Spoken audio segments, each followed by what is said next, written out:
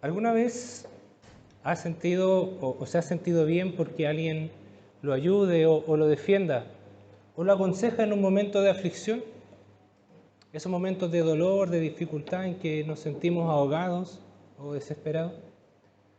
No estando con ese sentimiento de orgullo, así como diciendo, ¿y este por qué se mete? ¿Por qué me viene a aconsejar si yo me puedo defender solo? O yo no necesito consejo. Porque eso también ocurre. Muchas veces estamos con algún problema y viene alguien y dice, ¡ay, pero tú tienes que hacer esto! Pero realmente no queremos ese consejo.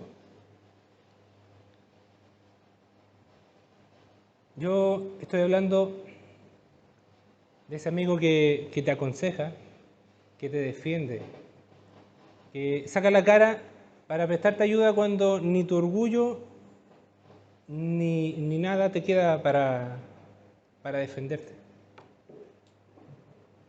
Cuando estás frente a un problema o frente a un rival que es mayor que tú y sientes el alivio de que alguien te defienda, que alguien diga, no, yo lo apoyo a Esteban, a Mario, a Daniela, a Esperanza. Yo lo apoyo. Oye, ¿por qué estás hablando de él? Pero eso ocurre generalmente cuando, bueno, alguien nos está agrediendo y somos inocentes. Acusaciones falsas o acusaciones equivocadas con falta de contexto. Ciertamente eso es reconfortante. A mí me ha pasado que alguien me defienda y siento el apoyo porque yo no tengo cómo defenderme y alguien saca la cara por mí. Me da seguridad. Ahora, ¿qué podríamos decir cuando estamos enfrentando un problema que viene a causa de nuestra propia culpa? O que estamos siendo juzgados por el resto. Y aún algunos nos condenan, pero esta condena es justa. Es por cosas que sí hemos hecho. Quizás no todos pueden recordar algún ejemplo de eso. Suele pasar que cuando a usted alguien le dice, a ver, nómbrame 3 defectos tuyos. Ay, es que no me acuerdo de ninguno. 3 cosas malas que haces. Ni siquiera una podemos nombrar. Es difícil que nos acordemos de las cosas malas o que creamos que son malas cosas que hemos hecho. O que sea justo el juicio que alguien nos esté haciendo de algo por lo que se nos esté acusando. Generalmente es la familia la que se pone de nuestro lado, o algún amigo cercano. Siempre la familia muestra apoyo, incluso en los tribunales vemos a la familia de los delincuentes que los van a apoyar. Pero ¿qué pasaría si estamos en uno de esos juicios y el fiscal entrega todas las acusaciones?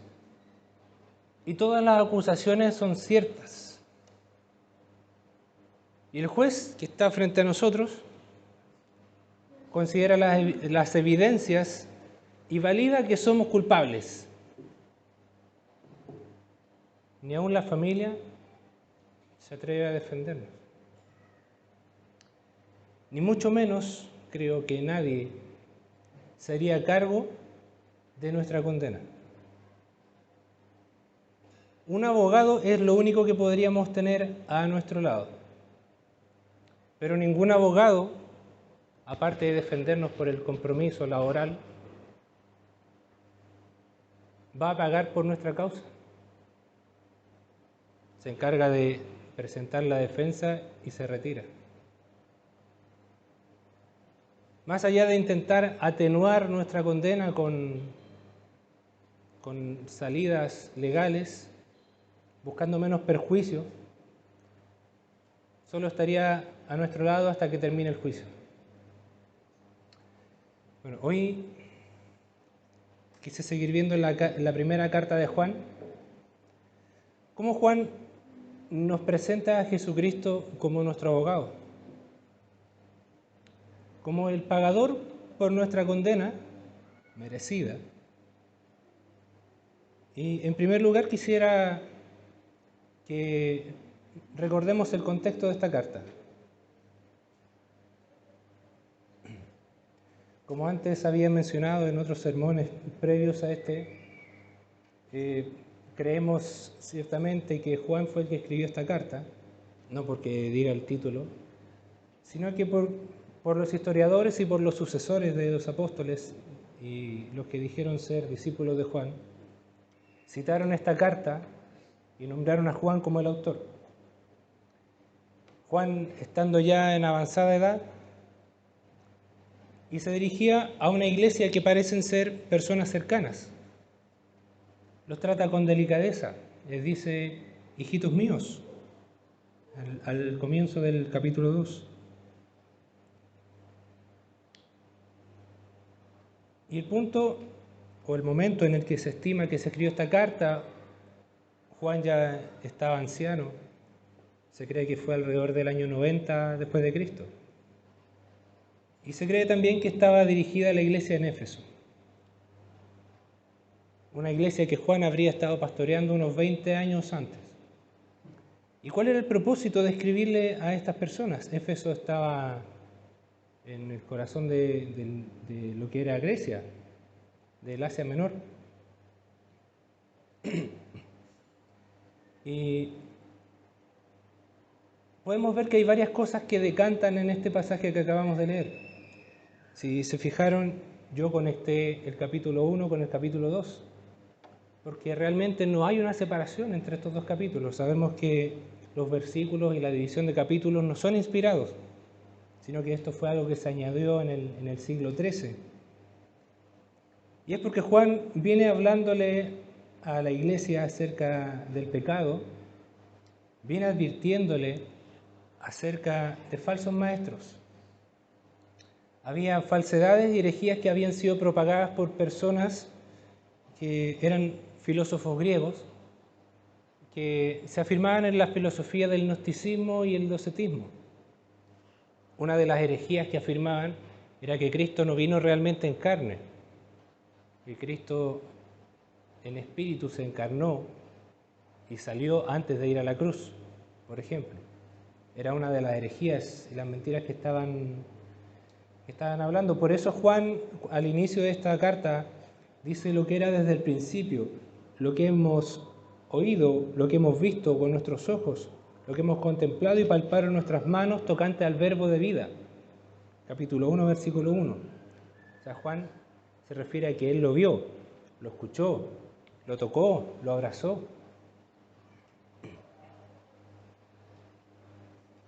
Y bueno, Juan sabía que se trataba de Dios, él mismo lo nombra como Dios. Y perdón. Bueno, referente a esto había una mentira también, o una de las cosas que propagaban estos falsos maestros, que incluso algunos salieron de entre la misma iglesia, es que había una separación entre el espíritu y la carne. O sea, que el espíritu no puede pecar, que el espíritu es bueno, y que la carne solamente es mala. Y de alguna forma daban a entender que si pecabas no pasaba nada. Al final morías y tu espíritu se iba al cielo, mezclando el gnosticismo con el judaísmo, con la palabra de Dios, con el cristianismo en este momento. Eso es falso. Y aquí es donde encontramos el primer punto que vamos a estudiar hoy. Como les mencioné antes, hice una continuidad en el capítulo 1 con el capítulo 2. Juan viene hablando de que los hijos de Dios andan en luz, porque Dios es luz. Por tanto, un cristiano no debería llevar una vida de pecado. Y continúa diciendo en el capítulo 2, estas cosas os escribo para que no pequen. Y si alguno hubiere pecado, y así continúa. Nosotros no podemos negar nuestro pecado. Ese es nuestro primer punto. El versículo 8 dice, si decimos que no tenemos pecado, nos engañamos a nosotros mismos y la verdad no está en nosotros. Todos hemos pecado. No hay ninguno entre nosotros que no haya pecado. Si alguno cree que no lo ha hecho, se engaña a sí mismo. Lo dice la palabra de Dios. Lo leímos hace un rato. Vemos en Romanos 5:12 que dice, por tanto, como el pecado entró en el mundo por un hombre y por el pecado la muerte. Así la muerte pasó a todos los hombres por cuanto todos pecaron. Juan nos está diciendo de una manera muy amable que debemos ser conscientes de nuestro propio pecado. De otro modo, ¿cómo llegaríamos a buscar a Dios? ¿Cómo nos podríamos acercar al arrepentimiento si no estamos convencidos de pecado? Esa es la obra del Espíritu Santo.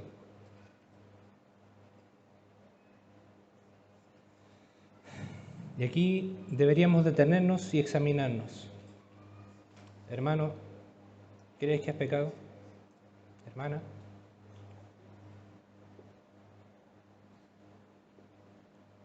¿Crees ser consciente de tu pecado? ¿Crees poder pensar en 3 cosas malas acerca de ti o 3 cosas negativas o en 3 pecados tuyos? Por nombrar algunos o por enumerar algunos.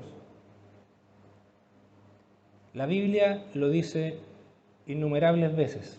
Lo acabamos de leer en Romanos 5:12. También puede verlo en Romanos 3:23, 3:9 al 12, Salmo 51. Primera de Reyes 8:46 dice, si pecaren contra ti, porque no hay hombre que no peque. Salmo 14:3. Eclesiastés 7:20 dice, no hay hombre justo en la tierra que haga el bien y nunca peque. Isaías 53:6 dice, todos nosotros nos descarriamos como ovejas, cada cual se apartó por su camino. Un cristiano genuino reconocerá regularmente o generalmente o diariamente su pecado. Lo confesará al Señor. Y dice su palabra en el versículo 9 que hemos leído del capítulo 1, que Él es justo para perdonarnos y para limpiarnos de toda maldad si así hiciéramos. Y eso es una condición. Si confesamos, condicional. Como cuando dice, si decimos, la condición es que estamos diciendo que no hemos pecado. Pero dice, si confesamos, la condición que nos está diciendo que debemos confesar para obtener la respuesta del Señor. Aquí debemos tener cuidado de no caer en lo que el apóstol Juan estaba intentando prevenir, en lo que puede haber caído la iglesia. Y es que, al menos los que prestaron oídos a los falsos maestros, y es que cumplir con confesar el pecado no nos da libertad para pecar. Y es algo que también piensan acerca de nosotros en otras congregaciones o en otras denominaciones. Piensan que nosotros nos catalogan o nos titulan como los salvos siempre salvos y dicen que eso significa que vamos a ir pecando porque total somos salvos. Pero el que así actúa está dando señales de que no es salvo. Y eso es lo que Juan le está intentando advertir a la iglesia. No tenemos libertad para pecar, debemos confesar. Dice en el versículo 10, si decimos que no hemos pecado, le hacemos a Él mentiroso. Ese Él es Dios. Y estamos negando la palabra de Dios. Dice, y su palabra no está en nosotros. ¿Por qué la estamos negando? O mostramos que somos ignorantes acerca de la palabra de Dios. Esto caería en la categoría de herejía, al llamar o al decir algo contrario a lo que dice la palabra de Dios y apuntar a Dios como mentiroso. Esto es algo que podríamos intentar esquivar diciendo, pero es que yo soy consciente de que tengo pecado y sé que lo debo confesar, y aún no lo confiesa. O lo confiesa, pero no se aparta. Y es como alguien que dijo una vez, yo sé que estoy mal, pero aún así haré lo que yo quiero. A tal persona su propia conciencia lo está acusando. si sabemos que estamos mal, es porque nuestra conciencia nos acusa. Y como dijo Martín Lutero, no es bueno ni es correcto ir contra la conciencia. Pero el que esto hace está en pecado no solamente por la conciencia, porque la conciencia podría estar cauterizada incluso por nuestro pecado. Podríamos estar tan acostumbrados a obrar de una manera, a pecar en alguna dirección, que ya nuestra conciencia está seca, está vacía, está fría, que ya no nos acusa.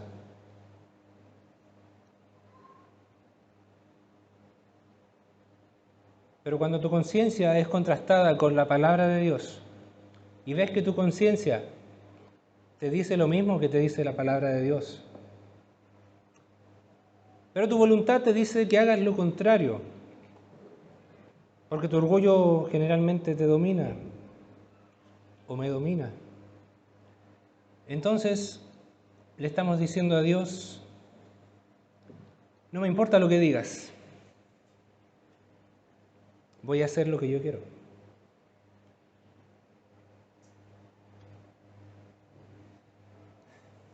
Es fuerte la palabra, pero una vez escuché a Steve Lawson decir que estamos escupiendo en la cara de Dios.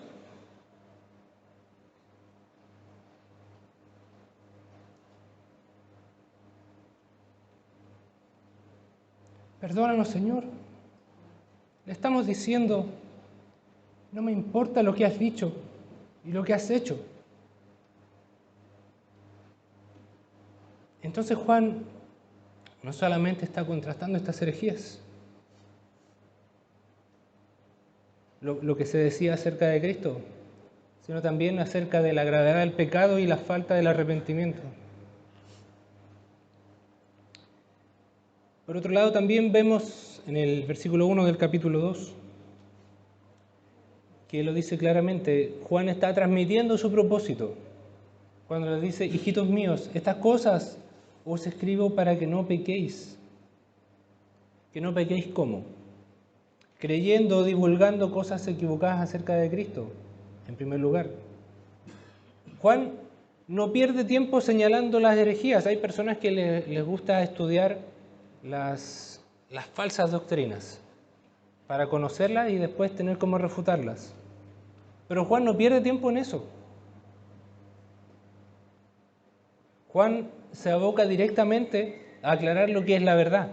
Si conocemos la verdad y conocemos la palabra de Dios, no vamos a ser engañados ni por falsas doctrinas, ni por herejías, ni por nosotros mismos. También lo aclara para que no haya ideas equivocadas acerca del pecado que es inherente en el ser humano. Y necesitamos la confesión y el arrepentimiento.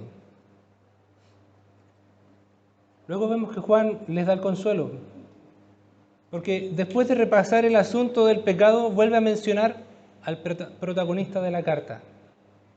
Al inicio de la carta lo presenta como el verbo de vida, luego el Hijo de Dios, después como la luz, luego fiel y justo. Ahora lo muestra como el abogado. Y vuelve a hacer referencia a él como Jesucristo el justo. ¿Y por qué justo? ¿Y por qué abogado? ¿Y por qué para con el Padre? El justo porque Él es quien tiene una justicia perfecta. Único hombre y Dios. 100% hombre. Nació en carne, habitó entre nosotros como hombre, no con pecado. Jesucristo fue el nuevo Adán. Adán fue creado limpio, perfecto, sin pecado. Fue creado Adán. Y Adán pecó. Jesucristo no fue creado. Jesucristo descendió y se encarnó y habitó entre nosotros. Hombre y Dios. Vivió una vida perfecta. Tiene una justicia total y totalmente perfecta. El único que podría presentarse limpio delante del Padre. Dios no va a admitir manchas, no va a admitir pecado. Sí, algunos dicen, pero apenas por comerse un fruto, ¿eso trajo tanto mal a la tierra o al ser humano? Sí, fue desobediencia. Toda desobediencia es pecado. Si Jesucristo hubiese caído en una sola cosa, habría fallado. Pero Jesucristo no falló, porque Dios no puede pecar. Y no es como que digamos que Dios no puede. Dios no peca porque es santo. Y no es santo por no pecar, sino que es santo porque es totalmente apartado del mal. Apartado en una dimensión diferente a la nuestra. Nosotros no podríamos tener una justicia propia, no podríamos tener justicia como Cristo. Lo único que nosotros podemos merecer es condenación. Justicia para nosotros sería ir a un juicio, en el juicio ser expuestos y que el juez nos condene. Pero la justicia de Cristo fue otorgada a sus escogidos. ¿Y por qué digo a sus escogidos? Dice Efesios 1:4, a quienes... No, perdón. A sus escogidos, según Efesios 1:4. Estos son a quienes el Padre le dio, porque dice en Juan, en el Evangelio de Juan 17:6, he manifestado tu nombre a los hombres que del mundo me diste, tuyos eran y me los diste, y han guardado tu palabra. Tuyos eran, siempre fueron de Dios, o siempre fuimos escogidos de Dios, y Él se los dio a su Hijo. Entre ellos estamos nosotros, hermano. Alégrate.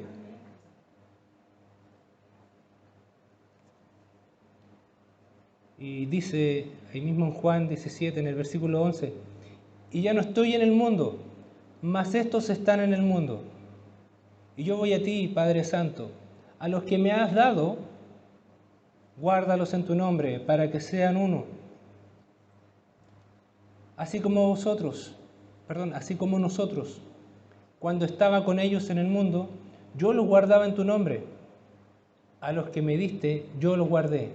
Y ninguno de ellos se perdió, sino el hijo de perdición, para que la Escritura se cumpliese.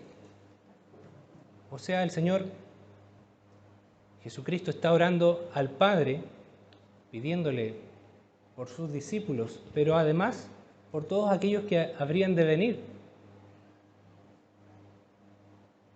Y está aclarando que son sus escogidos. Está aclarando que los que se pierden es porque tienen que perderse, porque la Escritura tiene que cumplirse en ese sentido. Sabemos que aquí se refiere a Judas, pero esto confirma que hay hijos de perdición. Entonces, decimos, ¿por qué abogado para con el Padre? ¿Acaso necesitamos ser protegidos de Dios? Había una persona en el siglo II, alrededor del año 140, que era Marción. A Marción no le gustaba el Antiguo Testamento porque decía que Dios estaba enojado y era solamente castigo, ira. Así que hizo una edición personal del Antiguo Testamento y dejó solamente los libros que le gustaban. Obviamente, según sus gustos, quitó toda la parte de la condenación, del castigo, de la ira y dejó las partes que más le acomodaban. Eso hacemos cuando separamos partes de la palabra de Dios porque no nos gusta. Nos volvemos marcionistas. De hecho, Marción fundó un movimiento, los marcionistas, que usaban ese texto, entre comillas, bíblico. Y bueno, ¿necesitamos ser protegidos de Dios? ¿Acaso Dios está tratando de condenarnos y Jesucristo defendernos y ahí están en un tira y afloja? Esto podría ser un error que cometamos en la interpretación de la Escritura. Y me gustaría aclarar ese punto también. Dios es santo. No voy a decir es un Dios santo. Dios es Dios, no hay otro Dios. Es santo y es justo. Él es nuestro creador. Nosotros no somos independientes, por más que queramos independizarnos. Por más que en la Torre de Babel quisieron llegar al cielo para desafiar a Dios, no somos capaces de nada. Si no es por la voluntad de Dios, no nos levantamos en la mañana, no estaríamos parados o sentados aquí. Dios es Dios. Hasta de los que no son sus hijos, hasta de los que no son sus escogidos, Dios es Dios. Y su justicia y su santidad son perfectas y demandan santidad y justicia. El problema es que nosotros no somos ni santos ni justos. Nuestro pecado merece condenación. Y como dice Isaías 64:6, aún nuestras obras de justicia son como trapo de inmundicia. Un trapo de inmundicia eran trapos, paños que se usaban para limpiar las heridas de los leprosos. Los leprosos tenían llagas abiertas, carne podrida, que no se desprendía, sino que se podría en el mismo cuerpo. Y eso debe oler y debe verse muy feo. Y Isaías dice que así son nuestras obras de justicia. ¿Cómo serán nuestras obras de injusticia? Esto es a la luz de la santidad de Dios, porque entre nosotros nuestras obras de justicia nos parecen regias. ¿Ah? Qué buenas obras hace aquel hermano. Y nosotros hemos recibido por gracia la imputación de la justicia de Cristo, ya que nosotros no tenemos justicia en nosotros. Cristo nos dio a nosotros su justicia, nos la traspasa. Y Él lleva sobre sí nuestro pecado. Eso es lo que se le llama la doble imputación. La imputación de justicia a nosotros, la imputación de nuestro pecado a Él.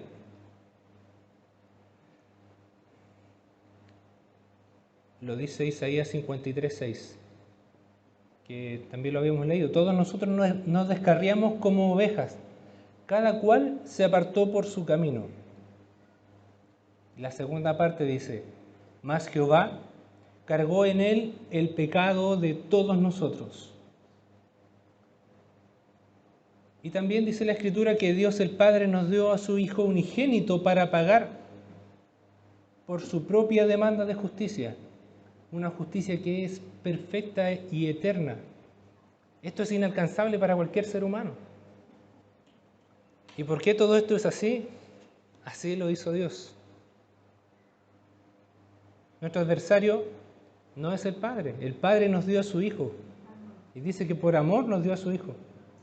Nuestro adversario es el acusador. Nuestro adversario es nuestra propia carne.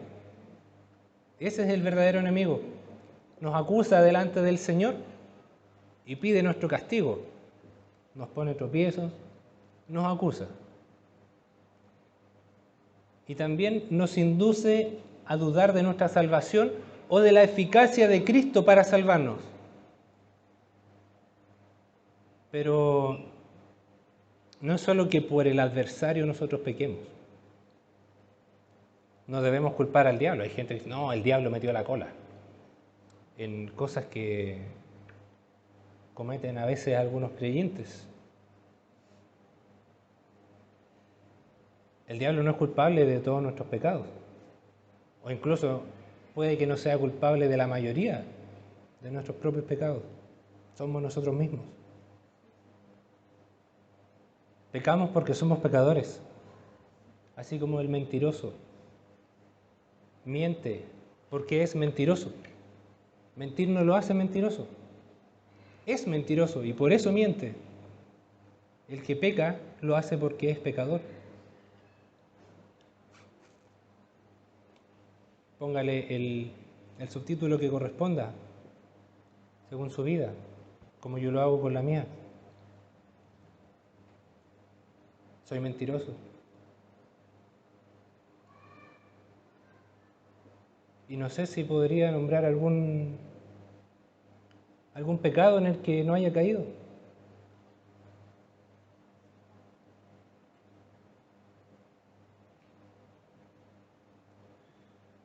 Otro término que utiliza Juan cuando se refiere al Señor es cuando dice que Él es la propiciación. He escuchado hartas veces esta palabra, la he leído. Dice específicamente el texto, Él es la propiciación por nuestros pecados, en el versículo 2. ¿Y a qué se refiere propiciación? No sé si todos sabrán lo que es propiciación. Por si hay alguien que no lo sabe, quisiera aclararlo.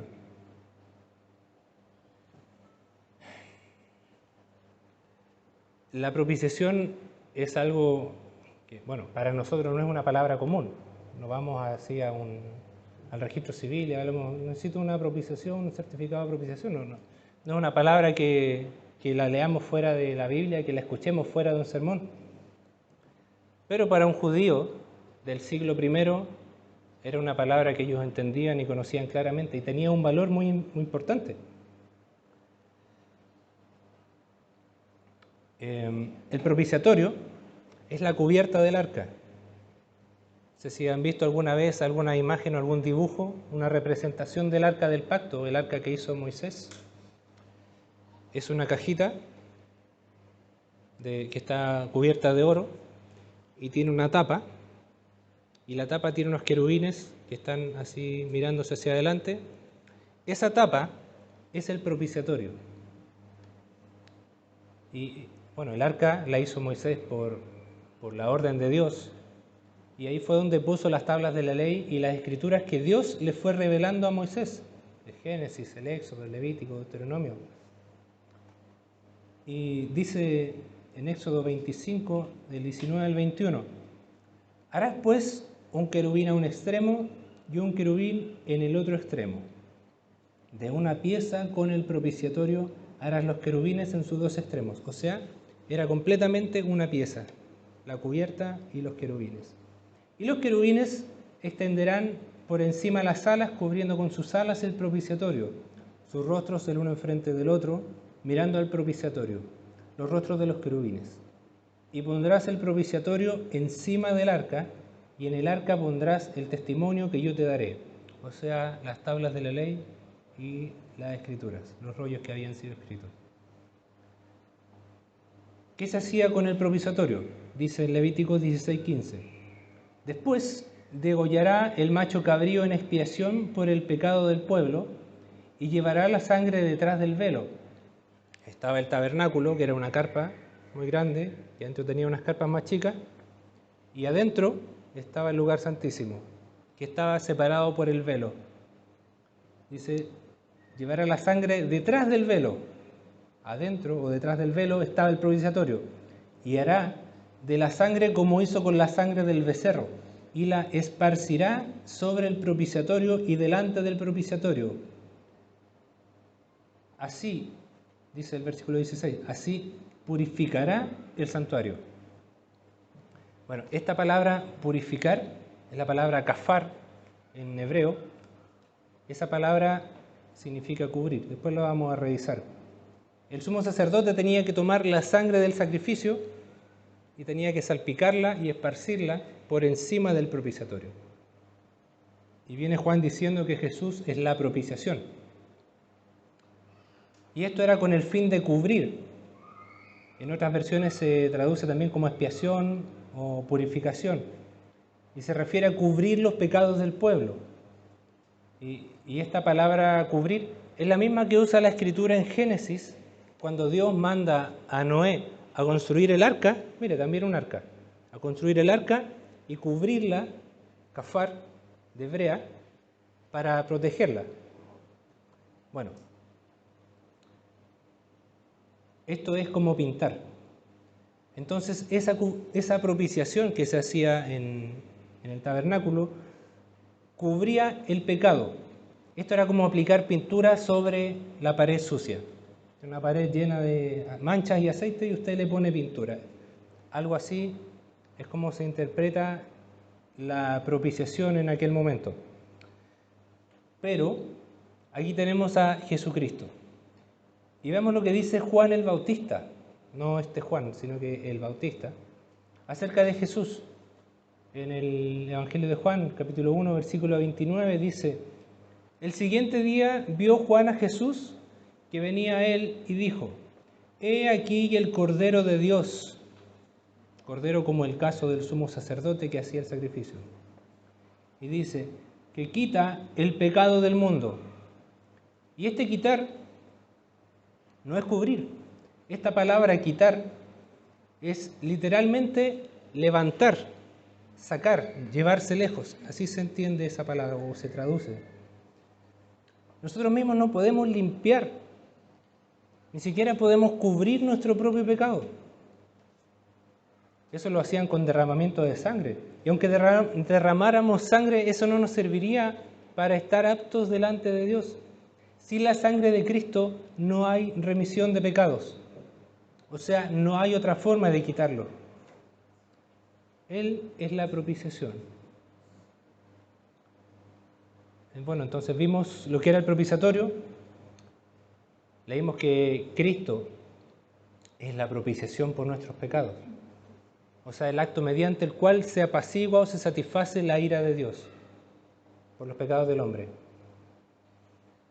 Y acompáñenme por favor a Romanos capítulo 5.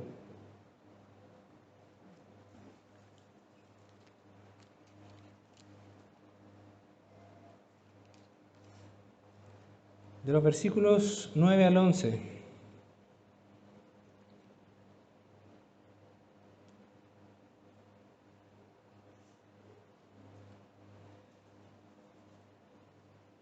Dice: pues mucho más, estando ya justificados en su sangre, por él seremos salvos de la ira. Ese él es Cristo. Su sangre es la sangre de Cristo. Porque siendo enemigos, fuimos reconciliados con Dios por la muerte de su Hijo. Mucho más, estando reconciliados, seremos salvos por su vida. Y no solo esto, sino que también nos gloriamos en Dios por el Señor nuestro Jesucristo, por quien hemos recibido ahora la reconciliación. La propiciación de Cristo nos limpia de pecado, nos salva, nos defiende, nos reconcilia delante del Padre. Y dice que seremos salvos por su vida. Nos hace salvos, nos libra de la ira. Gloria a Dios. Dice también que tenemos a Jesucristo el justo.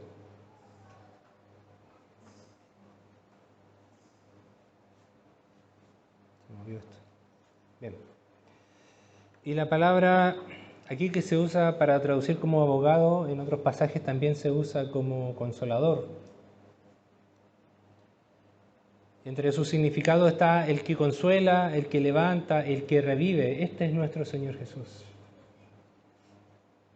¿Y por qué dice los pecados de todo el mundo? Que finalmente en el texto del versículo 2 vemos que nos dice no solamente nuestros pecados, sino también los de todo el mundo, en donde hemos leído el pasaje bíblico hoy día, que es Primera de Juan 2, este es el versículo 2. No solamente nuestros pecados, sino también los de todo el mundo. Y sabemos que Juan es un escritor hebreo y que está dirigiéndose a una iglesia que probablemente su mayor proporción eran judíos hebreos, que habían migrado a otras regiones, por ejemplo el Asia Menor, que estaba lleno de sinagogas donde Pablo predicaba y formó iglesias. La mayoría de ellos deben haber sido hebreos. Y ellos son parte de los primeros cristianos. y quienes por siglos habían esperado un Mesías como judíos, y algo que entendían es que este Mesías venía a ellos como judíos. Algunos entendían que venía como judíos primeramente y a otros pensaban que solamente a ellos como judíos y a nadie más. Pero sabían que primeramente venía a ellos como judíos. Y dice, bueno, por eso Juan dice de los nuestros, como nación étnica. Y dice al final, también por los de todo el mundo. Y aquí podríamos caer en la equivocación de interpretar que esto se refiere a una salvación universal. Pero ya vimos más atrás que venía por sus escogidos. Entonces, ¿por qué dice todo el mundo? Bueno, esta palabra se usa como una generalización.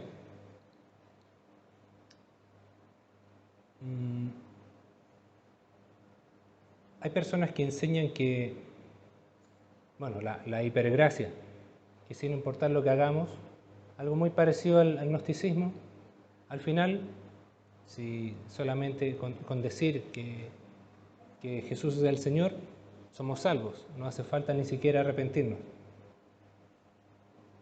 Incluso que dicen que todas las religiones llevan al mismo Dios, y esa es otra barbaridad.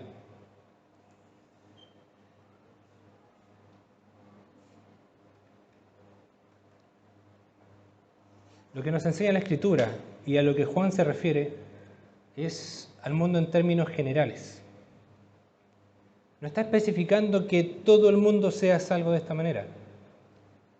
Y algunos dicen es que la sangre de Cristo es muy poderosa, entonces alcanza para, una vez escuché decir a un pastor, que la sangre de Cristo alcanza, una gota, alcanzaría para salvar a 10.000 mundos. Yo sé que no lo decía en términos cuantitativos, porque si decimos que el poder lo dividiéramos entre 10.000 mundos, fue una cosa bien rara. Pero no se está entendiendo que no es la cantidad de la sangre, sino que es el derramamiento de la sangre y su propósito. O sea, con esto quiero decir que no es que porque Jesús derramó su sangre y es Dios y es perfecto e infinitamente poderoso, va a hacer el efecto de salvación instantánea para todo el mundo, sino que resalta su propósito. Dice el Evangelio de Marcos, en Marcos 16, del 15 al 16, id por todo el mundo y predicad el Evangelio a toda criatura. El que creyere y fuere bautizado será salvo, mas el que no creyere será condenado. Y aquí, a lo mejor no lo notaron, pero Jesús dice, id por todo el mundo. Y este mundo es la misma palabra mundo que usa Juan en el texto que hemos leído. La palabra cosmos también está usando un término general. El que creyere y fuere bautizado será salvo, mas el que no creyere será condenado. Entonces Jesús no está diciendo que todos serán salvos, sino los que creyeren. Juan está hablando de aquellos que han de ser alcanzados por la gracia fuera de la raza hebrea. Por eso a veces se refieren al judío y también al griego, que en griego es como se le llamaba a los extranjeros. Bueno, veamos algunas aplicaciones. Podemos entender por la Escritura que si somos verdaderos cristianos, nos apartaremos del pecado. Porque el que está en Cristo es una nueva criatura, redimida, traída a la vida, transformada, esa transformación es un proceso continuo. Hay personas que así, de un día para otro cambian. Aún así, no están totalmente transformadas. Hay personas que durante muchos años desarrollan cambios en su vida y viven dificultades Y Dios trabaja con ellos de diferentes formas y los hace humillarse y los levanta y a veces los mantiene humillados. Porque somos tan orgullosos que necesitamos ser aplastados. Y esto es bueno para nosotros. Es bueno ser humildes delante de Dios porque Él es Dios.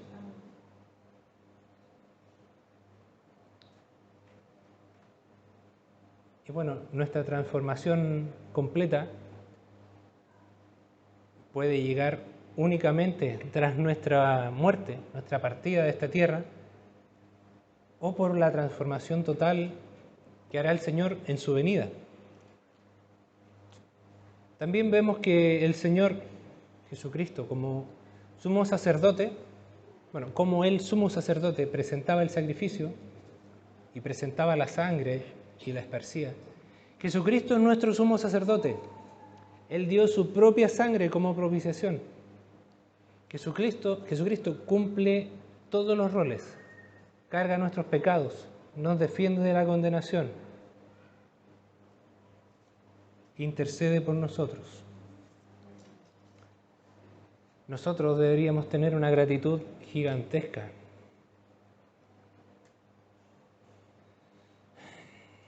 Debemos meditar en lo grandioso de haber tenido una deuda que no podemos pagar.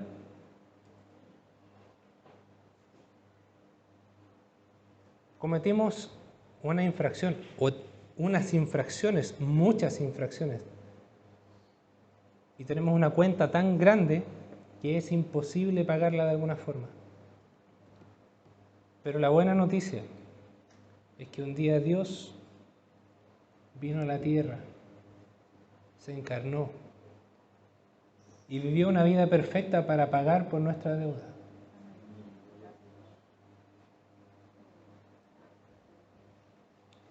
La pagó y aún la continúa pagando y seguirá pagándola por cada uno de nosotros. El efecto de su propiciación tiene ese poder. Los hebreos tenían que hacer sacrificios a diario. Cada día, al despertar, partían con los sacrificios. Imagínense la cantidad de sangre y de animales muertos. Tremendo. Jesucristo una sola vez y para siempre hizo un sacrificio. Nuestra gratitud no puede ser tibia. Finalmente, somos hijos de Dios que fuimos adoptados, fuimos escogidos en Cristo antes de la fundación del mundo. Esto con base en nuestros corazones limpios y en nuestra pureza, ¿no? Hay quienes interpretan un pasaje que se refiere a la presencia de Dios como que Dios conoció antes que íbamos a ser buenas personas y por eso nos escogió. Pero Dios no nos escogió con base en ningún mérito propio, solamente por gracia. Él escogió a quien Él quiso.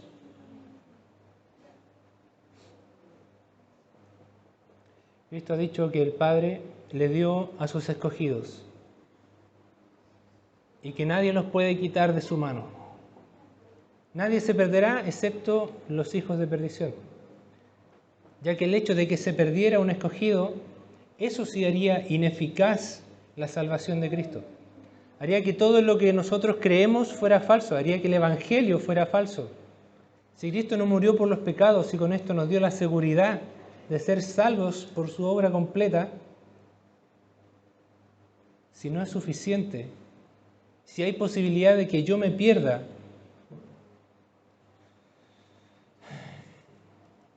o de que yo me pudiera soltar de su mano, eso significa que la obra de Cristo no fue suficiente. O que realmente nunca estuve en su mano y que realmente nunca fui salvo. En este sentido, hermanos, nuestro deber es examinarnos. Debemos contrastar nuestras vidas con la palabra de Dios. Evaluar si estoy viviendo de acuerdo a lo que dice la palabra, si estoy confesando mis pecados, si busco el arrepentimiento, si soy consciente cada día de ello y además de que Cristo intercede por mí.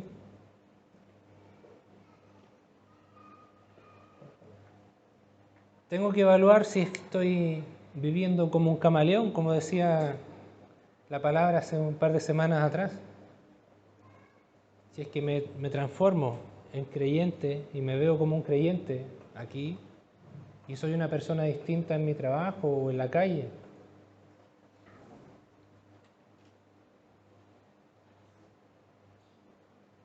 Tengo que evaluar si puedo presentarme delante del Señor con un corazón limpio y renovado. Si es que está habiendo en mí una obra del Espíritu Santo, si es que está habiendo una transformación. Si es que puedo venir con un espíritu de humildad y decirle al Señor: heme aquí, Señor, haz de mí como tú quieras.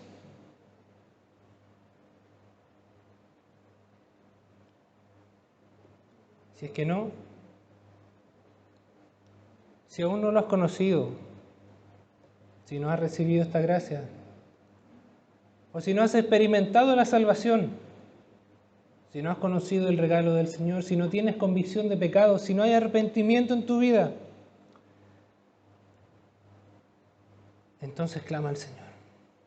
Clama y ruega por su redención. A Dios sea toda la gloria por este mensaje. Oremos al Señor.